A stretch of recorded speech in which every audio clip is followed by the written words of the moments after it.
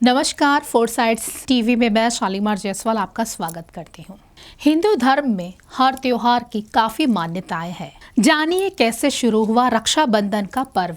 मिलती है कई पौराणिक कथाएं। आइए जानते हैं रक्षाबंधन पर एक खास पेशकश। रक्षाबंधन सनातन धर्म के प्रमुख त्योहारों में से एक है। यह पर्व भाई बहन के रिश्तों की पवित्रता को दर्शाता है। यह पर्व प्रत्येक वर्ष सावन मास की पूर्णिमा तिथि को मनाया जाता है। लेकिन क्या आप जानते हैं रक्षाबंधन का पर्व कैसे शुरू हुआ? इस त्योहार को मनाने के पीछे कई सारी पौराणिक कहानियां प्रचलित है। आइए जानते हैं ऐसी ही कुछ पौराणिक कथाएं। हिंदू धर्म में रक्षाबंधन का पर्व विशेष महत्व रखता है। इस दिन बहन अपने भाई की कलाई पर रक्षा सूत्र या राखी बांधती है और भाई के सफल भविष्य के लिए कामना करती है। वही भाई अपनी बहनों की रक्षा का वचन देते हैं। साथ ही वह अपनी बहन को कुछ न कुछ उपहार भी देते हैं।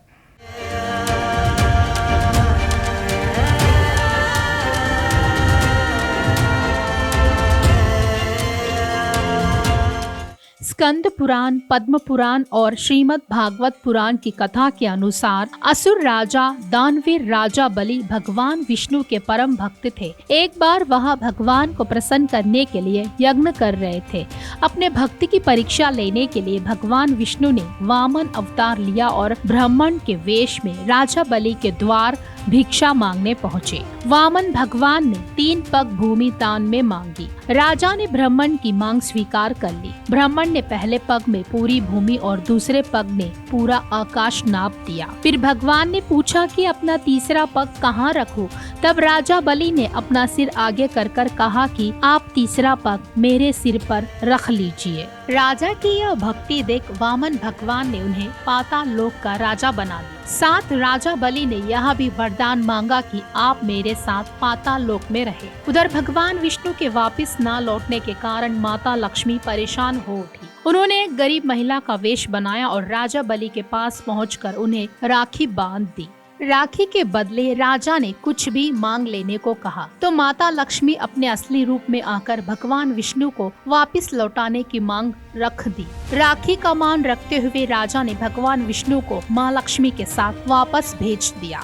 मान्यता है कि महाभारत के युद्ध से पहले भगवान श्री कृष्ण ने 100 गाली देने पर राजा शिशुपाल का सुदर्शन चक्र से वध कर दिया था, जिसके कारण उनकी उंगली से खून बहने लगा और वहां मौजूद द्रौपदी ने अपने साड़ी का टुकड़ा फाड़ कर उनकी उंगली में बांध दी। जिसके बाद भगवान कृष्ण ने द्रौपदी को हर संकट से बचाने का वचन दिया। उन्होंने अपने इस वचन का मान रखते हुए द्रौपदी के चीरहरण के समय भगवान श्री कृष्ण ने उनकी रक्षा की थी। तभी से रक्षाबंधन के दिन बहनों द्वारा भाई की कलाई में राखी बांधी जाती है। रक्षाबंधन से ही संबंधित महाभारत काल में एक और कथा प्रचलित है, जिसके अनुसार महाभारत के युद्ध के दौरान जब युधिष्ठिर ने भगवान श्री कृष्ण से पूछा कि मैं सभी संकटों को किस प्रकार पार कर सकता हूँ, तब श्री कृष्ण ने युधिष्ठिर से कहा कि वह अपने सभी सैनिकों को रक्षा सूत्र बांधे। युधिष्ठिर ने ऐसा ही किया और अपनी पूरी सेना में सभी को रक्षा सूत्र बांधा। देश में एक समय राजपूत मुस्लिम आक्रमण के खिलाफ लड़ रहे थे। अपने पति राणा सांगा की मृत्यु के बाद मेवाड़ की कमान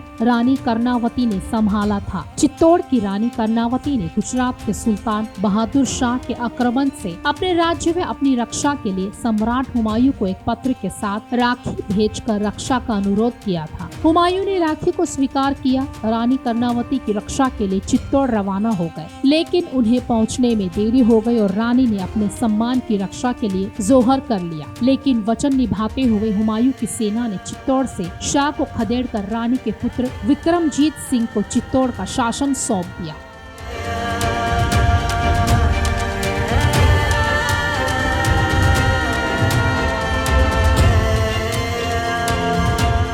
रोचक कहानियों के लिए देखते रहिए फोरसाइट्स टीवी।